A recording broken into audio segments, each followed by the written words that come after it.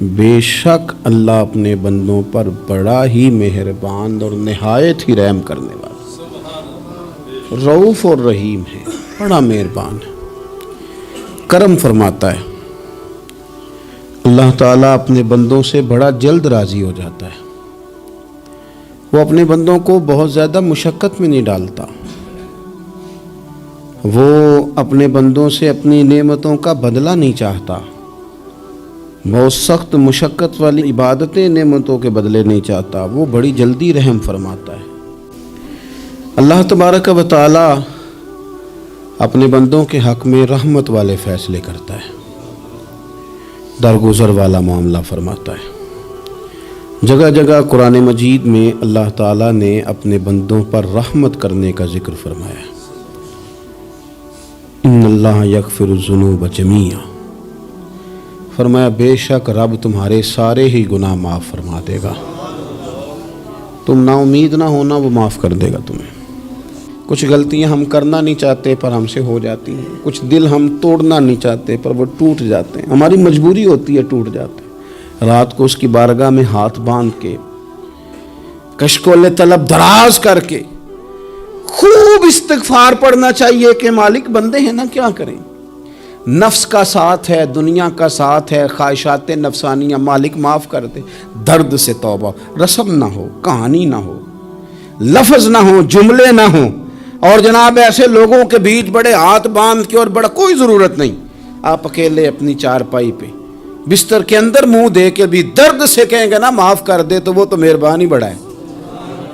گناہگاروں کے آنسو اس کی بارگاہ میں بڑے مقبول ہیں۔ بندہ کوئی ناراض ہو جائے تو ہمیں کوئی نیند آتی، اس کے گھر چلے جاتے ہیں۔ ہم اپنے سارے رشتوں کو، تعلقات کو مینٹین کر کے رکھنے کے عادی ہیں۔ ہمیں پتہ ہے کہ وہاں میں نہیں جا سکا تو بیٹا بھیجتا ہوں، فلاں شادی پہ میں نہیں جا سکا تو بھتیجا بھیجتا ہوں، بھائی بھیجتا ہوں۔ ہر تعلق کا ہم نے خیال رکھا کوئی روٹھ نہ جائے، لیکن کمال ہے نا، یہ نہیں سوچا کہ اگر رب روٹھ گیا تو جب وہ روٹھ جائے نا تو سارے رشتے بھی بندے کے پاس موجود ہوں تو کوئی کرامت نہیں ہوتا۔ پھر کروڑوں روپیہ جیب میں ہوں تو ڈاکٹروں کی دوائیاں اثر نہیں کرتی۔ وہ روٹھ جائے تو پھر انسان اس طرح سے پھسلتا ہے کہ بڑے بڑے اس کے پاس دروازے ہوتے ہیں پر کسی جگہ اس کا ہاتھ نہیں لگتا۔ خدا را خیال کریں، دنیا روٹتی ہے تو روٹھ جائے، رب رسول ناراض نہ ہونے پائیں، اس کا خیال کریں۔ حضور فرماتے ہیں وہ مسکراتا ہے، اسے خوشی ہوتی ہے جب کوئی اس کا بندہ اس کی طرف رجوع کرتا ہے۔ ماں پیار کرتی ہے اپنے بچے سے لیکن وہ ناراض بھی ہو جاتی ہے بعض چیزوں پہ، بعض معاملات اس کا دل بھی دکھاتے ہیں، بعض جگہ وہ رو کے یہ بھی کہتی ہے کہ تو نے میری محبت کا کوئی نتیجہ نہیں مجھے دیا، میری ساری کمائی تو نے ضائع کر دی۔ والد بہت ساری جگہوں پہ ناراض ہوتا ہے، شکوہ کرتا ہے، کہتا ہے میری بیماریوں کی، پریشانیوں کی، بڑھاپے کی، کمزوریاں کا سبب بیٹے تو ہی بن گیا۔ یہ ساری تکلیفیں تو ٹھیک ہو جائیں تو میری شاید عمر بھی بڑھ جائے، صحت بھی ٹھیک ہو جائے، میں زیادہ دیر جوان رہ سکوں۔ ناراض ہوتے ہیں ماں باپ، اسی طرح ماں باپ راضی بھی ہو جاتے ہیں، وہ بڑی جلدی راضی ہو جاتے ہیں۔ میں اکثر کہتا ہوں کہ والد کو راضی کرنے میں 5-7 منٹ لگ جاتے ہیں، اماں تو 1.5-2 منٹ میں راضی ہو جاتی ہے۔ ابا جی کو 5-7 منٹ لگتے ہیں، کئی دفعہ کہنا پڑتا ہے، کوئی دلائل دینے پڑتے ہیں، لیکن والدہ کے لیے تو کچھ بھی نہیں، آپ نیرا جا کے پیروں میں بیٹھ ہی جائیں، کچھ بھی نہ کریں، آپ پورا روئیں نہ، رونے والا منہ ہی بن جائے تو اماں تو نرم ہی نرم ہے، جس وقت جو مرضی آپ کرا لیں ہو گیا۔ اللہ تبارک و تعالی بلا مثال و بلا تشبیہ سمجھانے کے لیے عرض کرتا ہوں، اللہ بھی بعض معاملات میں اپنے بندوں سے ناراض ہو جاتا ہے۔ وہ کہتا ہے میں تکبر کرنے والوں کو پسند نہیں کرتا، وہ کہتا ہے فسادی پسند نہیں ہے، وہ فرماتا ہے کہ راہوں میں کجی کرنے والے پسند نہیں ہیں، وہ فرماتا ہے کہ بدعہدیاں کرو گے تو میں صبح قیامت تم سے سوالات کروں گا۔ اللہ تبارک و تعالیٰ بہت ساری چیزوں کو ناپسند کرتا ہے، ناراض ہو جاتا ہے، بلکہ نبی پاک صلی اللہ تعالیٰ علیہ وسلم نے فرمایا تم بات کرتے کرتے کوئی ایسا جملہ بول دیتے ہو کہ رب اتنا ناراض ہوتا ہے کہ تمہیں پتہ بھی نہیں ہوتا، تمہارے لیے جہنم کا فیصلہ کر دیتا ہے۔ اس لیے پہلے تولو پھر بولو، خود اپنے لفظوں کی تو تم پہرے داری کرو نا کہ میں کیا کہہ رہا ہوں. کوئی ایسا جملہ، کوئی ایسی بات وارث شاہ مان کری نہ وارثاں دا، کوئی ایسی بات نہ تمہاری زبان سے نکلے. اور حضور یہ بھی فرماتے ہیں کہ اس کا دوسرا پہلو بھی ہے. بعض اوقات تم بات کرتے کرتے ایسا جملہ کہتے ہو وہ اتنا راضی ہوتا ہے کہ تمہارے لیے جنت کا فیصلہ فرما دیتا. مسلمان کو اب یہ حکم ہے، اس ساری گفتگو کا نتیجہ یہ ہے کہ وہ اپنے جذبات پر، خیالات پر، نگاہوں پر، زبان پر، کانوں پر تھوڑی توجہ دے، بے لگام نہ بنے، بے ترتیب نہ بنے، جو طبیعت میں آئے کر نہ گزرے، تھوڑا سا نہ سوچے سمجھے اور تھوڑا سنبھل کے چلے. کبھی ان کاموں کی طرف نہ جائے جن سے رب ناراض ہو جاتا ہے، ان کاموں کی طرف بڑھے جن سے اللہ راضی ہوتا ہے. میرے نبی پاک صلی اللہ تعالی علیہ وآلہ وسلم نے ارشاد فرمایا، بعض احادیث میں لفظ یہ ہیں کہ اللہ اپنے بندوں کو دیکھ کے مسکراتا ہے جو اس کی شان کے لائق ہے. جس ترتیب سے ہم مسکراتے ہیں، جس ترتیب سے ہم روتے ہیں، جس ترتیب سے ہم کسی بات کا اظہار تشکر کرتے ہیں، خدا ان باتوں سے پاک ہے. اب بہت ساری حدیثوں میں آیا کہ وہ مسکراتا ہے، تو کیا مطلب ہے مسکرانے کا؟ تو علماء تفسیر نے لکھا ہے مسکرانے کا مطلب یہ ہے کہ وہ بڑا ہی راضی ہوتا ہے اپنے بندے سے، بڑا راضی ہوتا ہے. یہ مطلب ہے. ایک تو مسکرانے کا مطلب یہ کہ وہ بڑا راضی ہو گیا، بڑا راضی ہو گیا، وہ مسکرا دیا اپنے بندے پہ. اور ایک اس کا معنی خود نبی پاک صلی اللہ تعالی علیہ وسلم نے بیان فرمایا. مسند امام احمد بن حنبل میں حدیث ہے، حضور سید عالم علیہ السلام سے صحابہ نے پوچھا، یا رسول اللہ شہید تو بڑے لوگ ہوتے ہیں، شہیدوں میں افضل کون ہے؟ تو اللہ کے حبیب علیہ السلام فرمانے لگے، وہ والا بندہ جو ڈٹ گیا تھا کافروں کے مقابلے میں، وہ ہلا نہیں، پوری طرح ڈٹ کے جو لڑا وہ شہداء میں افضل ہے. حضور فرماتے ہیں وہ جنت کے بالا خانوں میں سیر کرے گا اور رب اسے دیکھ کے مسکرائے گا. رب اسے دیکھ کے مسکرائے گا، اللہ تعالیٰ مسکراتا ہے اسے دیکھ کے. اور اگلے جملے میں حضور نے وضاحت کر دی، فرمایا جب رب دنیا میں کسی پر مسکراتا ہے نا تو اس کا معنی یہ ہے کہ قیامت میں پھر اللہ اسے حساب کوئی نہیں لے گا. جس پر اللہ دنیا میں مسکرا دیا اس سے کوئی حساب، تو وہ کام ڈھونڈنے چاہیے نا جس سے اللہ مسکرائے. ویسے کبھی ہم ایسا کرتے ہیں کہ نہیں کہ کسی کو راضی کیا جائے؟ یہ کام ہم کرتے ہیں کہ ہماری کمپنی کا جو سربراہ ہے وہ ہم سے راضی رہے، جس ادارے میں ہم پڑھاتے ہیں اس ادارے کا بڑا ہم سے راضی رہے. یہ کرتے ہیں ہم، اس کے لیے کچھ نہ کچھ ہیلے بہانے ہم کرتے ہیں. برادری، قبیلہ، علاقہ، بستی، لوگ کسی طریقے سے ہمارے ساتھ مطمئن رہیں، کرتے ہیں نا یہ سارے کام. اس میں تھوڑی مشکل بھی ہمیں آتی ہے لیکن کرتے ہیں. کیا کریں، گھر میں بھی کئی دفعہ ایسا ماحول بنانا پڑتا ہے. چلیں ایک اور میٹھی مثال دیتے ہیں، زیادہ سمجھ میں آئے گی. چھوٹا بچہ خوش رہے، آپ اس کے لیے محنت نہیں کرتے. وہ چھوٹا ہے، اس کو خوش کرنا فرض ہے ابا پہ، لیکن وہ کہتا ہے کہ میں نے موٹر سائیکل لینا ہے. چھوٹا ہے، چلا ہی نہیں پائے گا، تو ابا پھر اسے راضی کرتا ہے، کہتا ہے بیٹے چھوٹا سائیکل لے لے، چل میں تجھے اڑانے والا جہاز لے دیتا ہوں. مقصود کیا ہے کہ اس کو ناراض نہیں کرنا، یہ روئے نہ، اس کا دل نہ ٹوٹے. ہو یارو سنو نا میں کیا کہہ رہا ہوں. اگر چھوٹے بچے کے لیے وہ چیزیں ڈھونڈتے ہو، میرے ابا جی نا اپنے نواسے کے لیے کھلونا لے کے آئے تو بچہ بڑا ہی کھیلا تو ابا جی کہنے لگے لو پیسے پورے ہو گئے. میرے بچے کو پسند بڑا ہے نا، پیسے پورے کر چھڑے نے، دیکھو نا جی کتنا اس کو راضی ہوا ہے. تو انسان کیا کرتا ہے کہ کوشش کرتا ہے چھوٹا بچہ بھی ناراض نہ ہو، تو وہ چیزیں وہ ڈھونڈتا ہے کہ اس کو کیا پسند ہے، چاکلیٹ لے جاؤں، فلاں چیز لے جاؤں، آئس کریم لے جاؤں. تو ایک بچے کے لیے، گھر کے لیے، سربراہ کے لیے اتنی محنت کرتے ہو، تو وہ کام بھی ہمیں ڈھونڈ کے تلاش کرنے چاہیے نا جس سے رب راضی ہوتا ہے، اللہ راضی ہوتا ہے. بتاؤں وہ کون سے کام ہیں؟ نبی کریم صلی اللہ تعالی علیہ وسلم نے ارشاد فرمایا 3 لوگ ہیں جنہیں دیکھ کے رب مسکراتا ہے.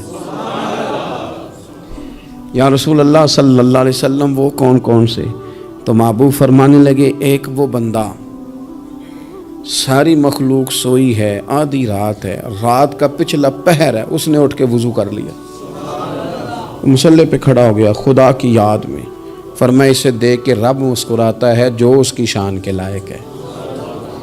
مسکراتا ہے اللہ، یہ تو سونے کا ٹائم تھا، یہ تو گہری نیند آنے کا وقت تھا، رات کا پچھلا پہر.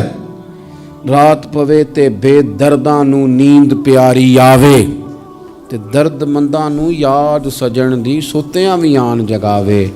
اور ساون کی کالی راتوں میں جب بوندا باندی ہوتی ہے، وہ راتوں کو اٹھ اٹھ روتے ہیں جب خلقت ساری سوتی ہے. اللہ مسکراتا ہے.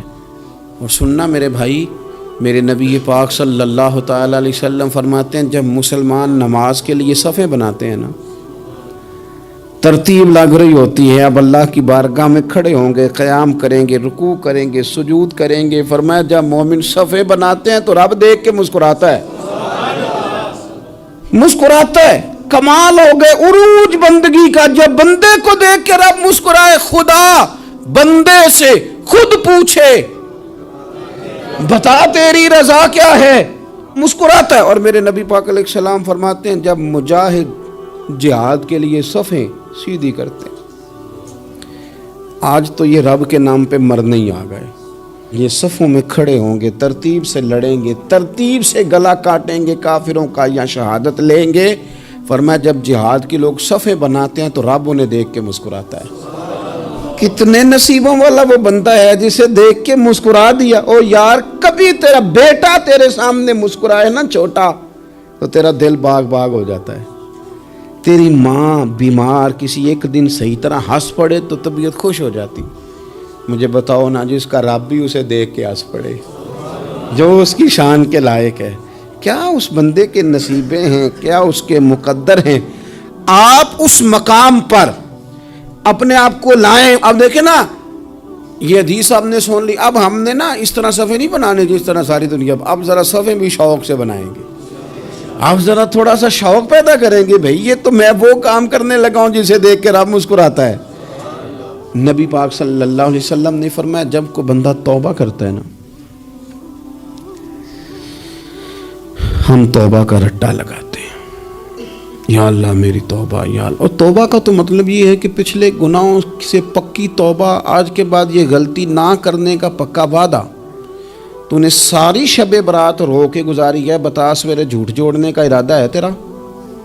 آج کے بعد رشوت تو نہیں نہ لے گا، ملاوٹ تو نہیں نہ کرے گا، یہ توبہ ہے.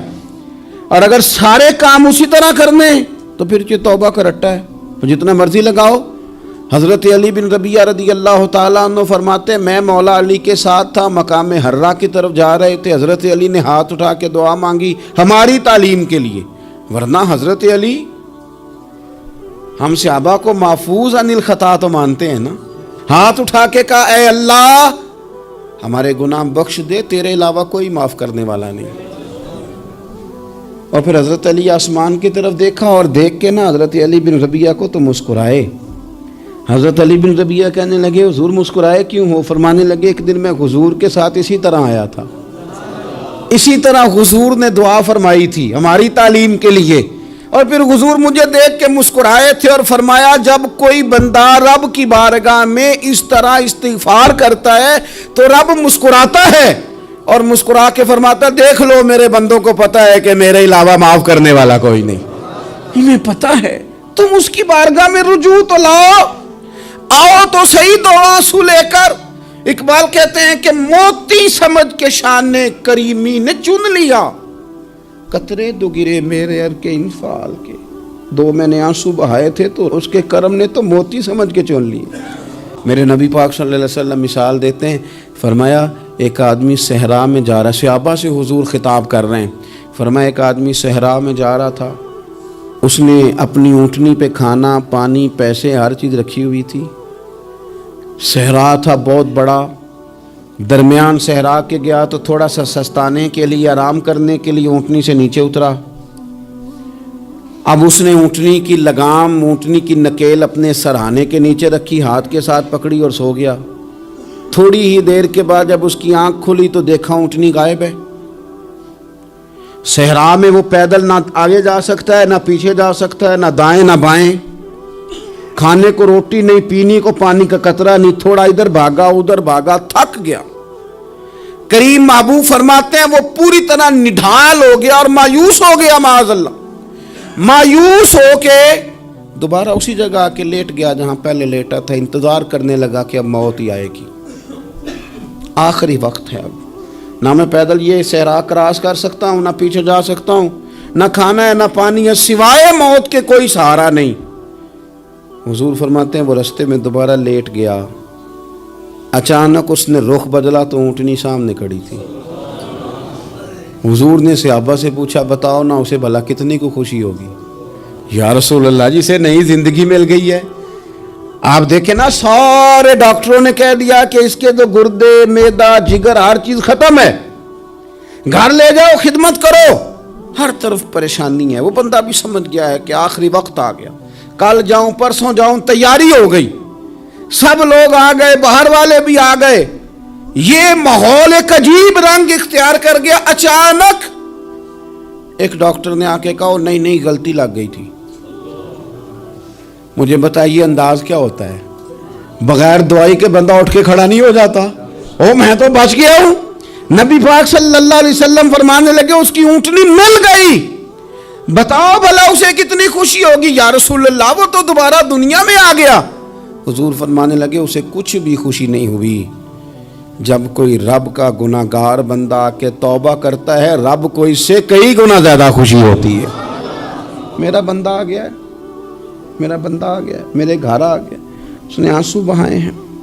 उसने कहा, अल्लाह मैं तेरा ही हूँ, तेरा ही रिज़्क़ खाता हूँ, तेरी ही ज़मीन पे रहता हूँ, तेरे नाम से मेरी सांसें चलती हैं। वो आ गया।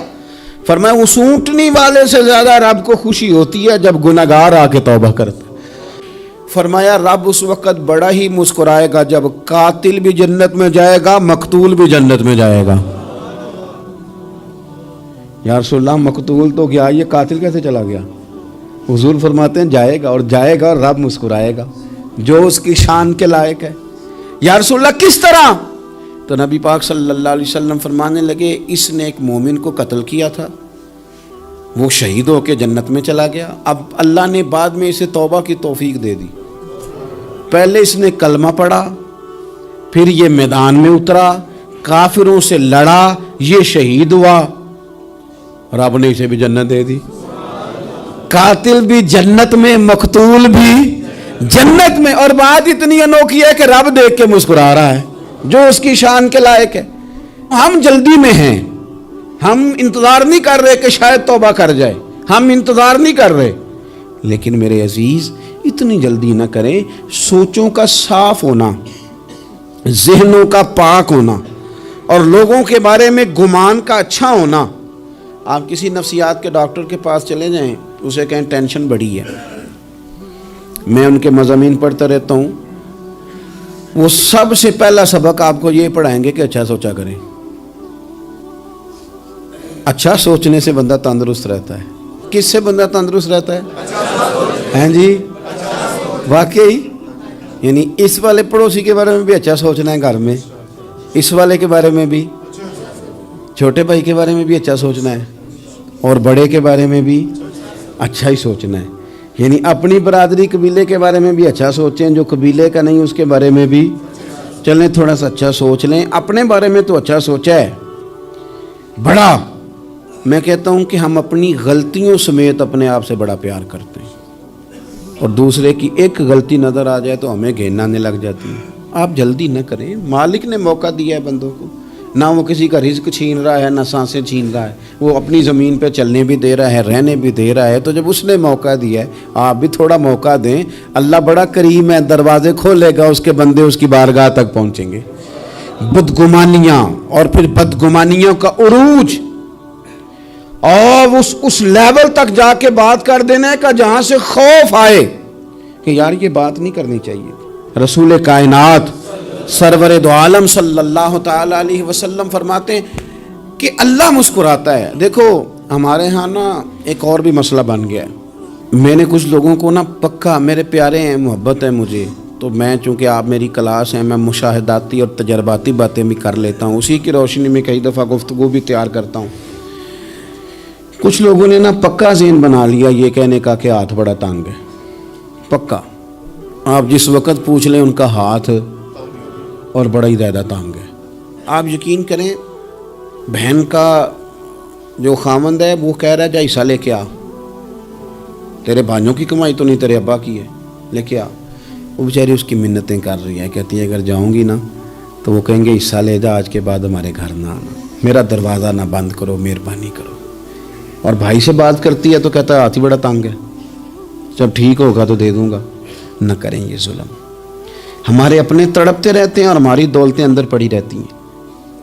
हमारे अपने छोटी छोटी ज़रूरियात के लिए परेशान होते हैं, लेकिन हम बड़े बड़े बहाने हैं हमारे पास, कहते हैं ये निकम्मा है, ये निखट्टू है, ये काम नहीं करता, इसमें फ़लाना है, बे फ़लाना है, बलियादा मैंने नहीं साथ चलना।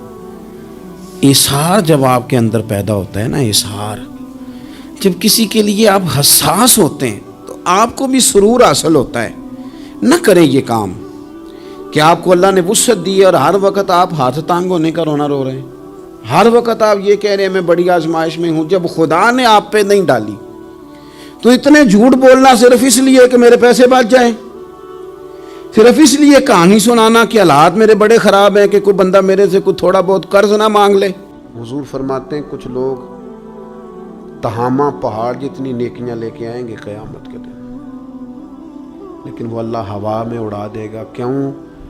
इसलिए कि लोगों के सामने नेकियां करते थे, जब अकेले होते थे फिर गुनाह करते थे। उनकी वो जो तन्हाई की नापाकी है ना, यानी वो जो अकेले में रब से हया करना चाहिए था, वो हया चूँकि मौजूद नहीं है, तो रब फरमाएगा वो तो तुमने लोगों के सामने वज़ादार बन के वक्त गुजारा है, मेरे सामने तो तुम्हारी तन्हाई बड़ी नापाक रही, लिहाजा वो सब नेकियां भी हवा में उड़ा दी जाएंगी। खूबसूरत ज़िंदगी, खूबसूरत लबो लहजा, खूबसूरत बोलना, खूबसूरत आना जाना। मैं तलबा से कहा करता हूँ कि बड़ी पसंद का भी तुम्हारा खाना पका हुआ हो तो इस तरह ना खाओ कि महसूस हो कि पता नहीं कितनी देर के बाद खा रहा। तुम्हारा लहजा साफ सुथरा, तो जो हमें कहा गया कि भूख हो भी तो ज़रा हाथ हटा लो, खाने में, पीने में, लिबास पहनने भी आप अनोख। मैं नौजवानों से अर्ज़ करूँगा, तुम्हारी कटिंग क्यों इस तरह की लगे कि जिसमें कोई तबीयत का अनोखापन ज़ाहिर हो, जिससे तुम्हारी वज़ादारी पे ज़रब आए।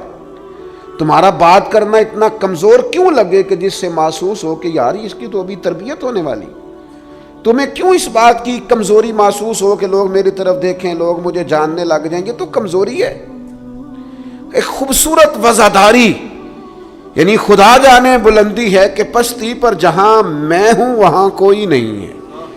एक खास इत्मीनान हो, जिंदगी में ठहराव हो, हुस्न हो, आप जहां हो वहां मुतमईन हो। आपकी तबीयत बताए कि अल्लाह ताला ने आपको सुकून अता फरमाया हुआ है, ठहराव है, खुदा का शुक्र है, दौलत है, सेहत है, बच्चे हैं, औलाद है, दोस्त अच्छे हैं।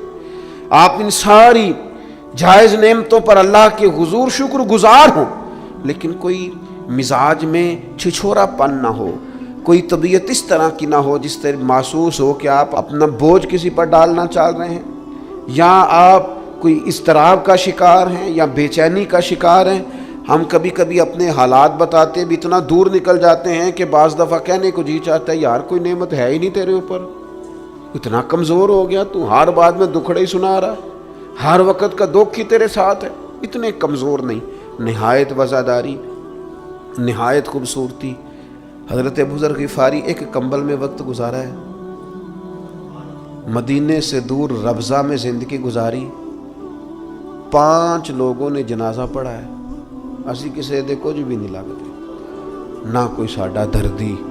लेकिन रसूल करीम ने फरमाया ज़मीन के ऊपर और आसमान के नीचे मेरे अबू ज़र से सच्चा बंदा कोई नहीं। लेकिन वो टाट और बोरिये में भी वज़ादार, इत्मीनान, सुकून, ठहराव, अल्लाह रसूल की बारगाह में मकबूलियत, ये असल कामयाबी है बंदा मोमिन की। ना भी रश हो, ना भी नारे हो, ना भी ज़्यादा लोग जानते हों, लेकिन इंसान की तबीयत वज़ादार हो, उसके अंदर इत्मीनान हो। और कुछ लोग इतने मुतमईन होते हैं, उनकी ज़िंदगी में अल्लाह रसूल पर भरोसा इतना मजबूत हो जाता है, उन लोगों की ज़िंदगियों के अंदर सब्र और शुक्र इतना गालिब होता है, उनके लहजे के अंदर ठहराव इतना ज़्यादा होता है कि उनसे मिलकर जीने को जी चाहता है।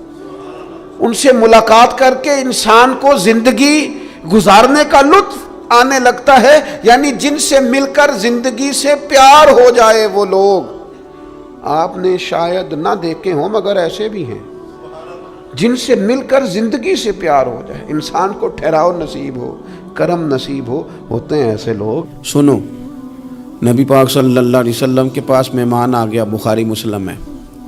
حضور نے ازواج مطہرات کے گھروں میں پیغام بھیجا، کچھ چیز ہے ضیافت کے لیے؟ یا رسول اللہ کچھ بھی نہیں، یہ دو جہاں کے شاہ ہیں اور پاس کچھ رکھتے نہیں، دو جہاں کی نعمتیں ہیں ان کے خالی ہاتھ میں۔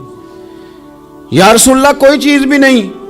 حضور نے صحابہ کے مجمع پہ نظر ڈالی، یا رسول اللہ صلی اللہ علیہ وسلم حکم ہو، تو حضور فرمانے لگے تم میں سے کوئی بندہ ہے جو اسے گھر لے جائے روٹی کھلائے؟ ایک صحابی اٹھے فوراً، حضور میں لے کے جاتا ہوں، کھانا کھلاتا ہوں۔ فرماتے ہیں میرے گھر میں صرف بچوں کا کھانا تھا، یہ نہیں کہ فریزر بھرا ہوا ہے نعمتوں سے، صرف بچوں کا کھانا، یہ نہیں کہ کسی کو دیکھ کے اپنی ہنڈیا پہ برتن دے لیا، صرف بچوں کا کھانا۔ کہتے ہیں گھر گیا، بیوی سے کہا کیا کیفیت ہے؟ کہنے لگی بچوں کی روٹی ہے۔ میں نے کہا بچے سلا دے، صبح ناشتہ کر لیں گے۔ تو کہنے لگی آپ کیا کھائیں گے؟ تو میں نے کہا نہ میں کھاؤں گا نہ تو کھائے گی، مہمان جو نبی پاک کا ہے۔ کہا اچھا، اب ذرا تجویز دیکھو میاں بیوی کی سوجھی آپس میں۔ کہتے ہیں کھانا لگا دینا، کیونکہ ایک آدھ بندے کا کھانا ہے۔ اپنی غربتوں کا ہر جگہ اظہار کرنا، رونا رونا، یہ دیکھو غربت کیسے چھپائی جا رہی۔ اس کو کہا نہیں کہ چل تو تھوڑا رحم کھا، تو آیا ہے تو تھوڑا رحم کھا، یہ نہیں کہا۔ کہا اٹھ کے نا تو کھانا رکھنا اور اٹھ کے نا چراغ ٹھیک کرنے کے بہانے بجھا دینا۔ ہم دنیا والوں کے سامنے کیوں اپنے دکھ بیان کریں؟ ہم جو کہیں گے رب رسول کی بارگاہ میں کہیں گے۔